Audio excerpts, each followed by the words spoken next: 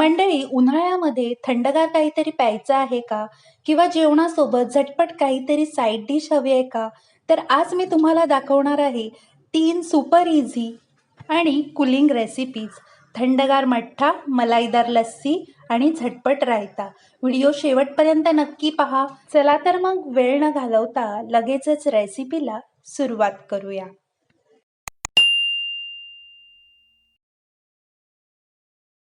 नमस्कार, मी Pranita. Kitchen with प्रणीतामध्ये तुम्हा सर्वांचं मनापासून खूप खूप स्वागत. सर्वात आधी आपण थंडगार मठ्ठा कसा बनवायचा ते पाहतोय. त्याकरिता इथे मी एक कुलाड भरून दही घेतलेलं आहे. हे घरचं ताजं दही आहे. आता यामधील आपल्याला गुठळ्या मोडून घ्यायच्या आहेत. त्याकरिता इथे मी एक व्हिस्कर घेतलेला आहे आणि व्हिस्करच्या साहाय्याने आपल्याला हे दही फेटून घ्यायचं आहे. आता यामध्ये मी आणखी एक कुलाड भरून पाणी घालणार आहे. मठ्ठा हा पातळच असतो. इथे मी हे माठातलं थंडगार पाणी घेतलेलं आहे. आता पुन्हा एकदा आपल्याला हे फेटून घ्यायचं आहे.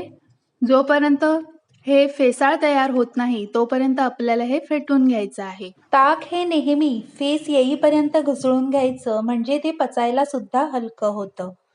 ताक हे पचनासाठी अत्यंत गुणकारी असून कॅल्शियम, पोटॅशियम आणि व्हिटॅमिनचा नैसर्गिक स्रोत आहे. आता यामध्ये मी आलं आणि मिरचीचा ठेचा घालणार आहे. आलं घालणं खूप गरजेचं आहे, कारण आल्यामुळेच या मठ्ठ्याला खूप छान चव येते. इथे मी 2 हिरव्यागार मिरच्या आणि अर्धा इंच आलं हे खलबत्त्यामध्ये ठेचून घेतलेलं आहे. सोबतच 1 चमचा पिठी साखर घालणार आहे. यामुळे छान अशी गोडसर चव येते. सोबतच 1 चमचा भाजलेल्या जिऱ्याची पावडर, सोबतच पाव चमचा हिंग, सोबतच चवीप्रमाणे मीठ घालायचं आहे. आणि सर्वात शेवटी इथे मी बारीक चिरलेली कोथिंबीर घालणार आहे. आता हे सर्व जिन्नस आपल्याला व्यवस्थित मिसळून घ्यायचे आहेत. पुन्हा एकदा व्हिस्करच्या साहाय्याने हे सर्व मी घुसळून घेणार आहे. मठ्ठा बनवण्यासाठी विशेष असं काही प्रमाण नसतं.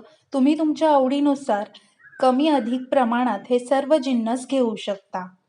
इथे आपला मस्त असा थंडगार मठ्ठा बनवून तयार आहे.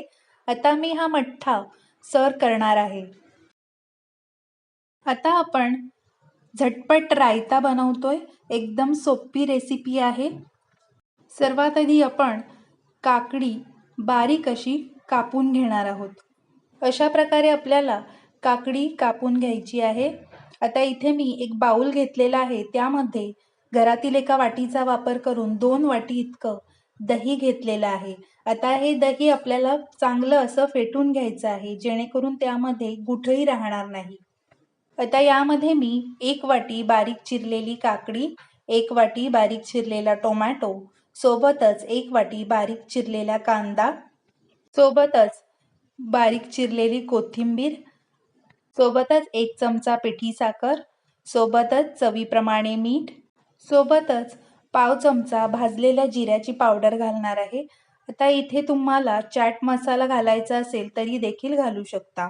आता हे सर्व आपल्याला व्यवस्थित मिसळून घ्यायचं आहे. इथे आपला सर्वात सोपा रायता बनवून तयार आहे. हा रायता भातासोबत किंवा पुलावसोबत एकदम परफेक्ट लागतो. आता आपण मलाईदार लस्सी घरच्या घरी कशी बनवायची ते पाहतोय. त्याकरिता इथे मी एक बाउल घेतलेला आहे. त्यामध्ये 4 पळी इतकं दही घालणार आहे.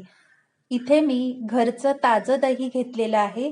हे दही मी गाईच्या दुधापासून बनवलेलं आहे, त्यामुळे हे थोडं पातळ आहे. घट्ट दही लावण्याकरता नेहमी म्हशीच्या दुधाचा वापर करायचा. दही कसं लावायचं याची लिंक मी डिस्क्रिप्शन बॉक्समध्ये दिली आहे, तिथे तुम्ही पाहू शकता. आता हे दही जास्त आंबट नाही, त्यामुळे इथे मी फक्त 2 चमचे पिठी साखर घालणार आहे. सोबतच पाव चमचा वेलची पावडर घालायची आहे. वेलची पावडर घालणं हे ऑप्शनल आहे. आता हे सर्व जिन्नस आपल्याला व्हिस्करच्या साहाय्याने छान असे घुसळून घ्यायचे आहेत. आता इथे मी थंडगार दही घेतलेलं आहे, त्यामुळे यामध्ये मी बर्फ अजिबात घालणार नाही. तसेच घट्टसर लस्सी बनवणार आहे आणि दही थोडं पातळच आहे, त्यामुळे यामध्ये मी दूध किंवा पाण्याचा वापर अजिबात केलेला नाही. आता ही लस्सी मी सर्व करणार आहे. आता यामध्ये मी 1 चमचा इतकं दुधाची साय घालणार आहे. गार्निशिंगसाठी थोडेसे बदामाचे काप घालणार आहे. आपली छान अशी मलाईदार लस्सी बनवून तयार आहे. तर मंडळी, अशा प्रकारे आपल्या 3 समर स्पेशल रेसिपीज बनवून तयार आहेत. यापैकी तुम्हाला कोणती रेसिपी जास्त आवडली? मठ्ठा, लस्सी की रायता? कमेंटमध्ये नक्की सांगा. आजची रेसिपी तुम्हाला थोडी तरी आवडली असेल तर प्लीज एक लाईक करा. किचन विथ प्रणिताला सबस्क्राईब करायला विसरू नका. चला तर मग पुन्हा भेटूया अशाच सोप्या आणि झटपट रेसिपीमध्ये. धन्यवाद.